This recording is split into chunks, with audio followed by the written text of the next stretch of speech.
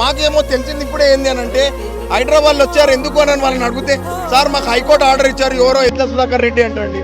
ఈ బతుకమ్మ కుంటని తీసేస్తారంట మరి. వద్దు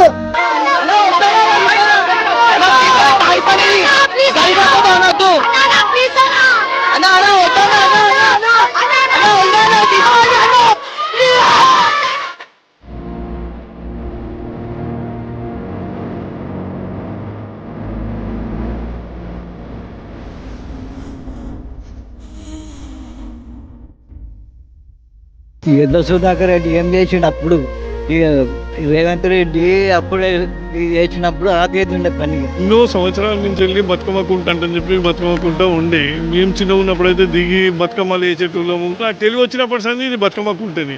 మాకంటూ దగ్గర లేదు, ఎటో 2 కిలోమీటర్లు పోతే మేము ఓయికి పోవాలి. ఓయి వచ్చేసి మాకు చాలా దూరం అవుతుంది.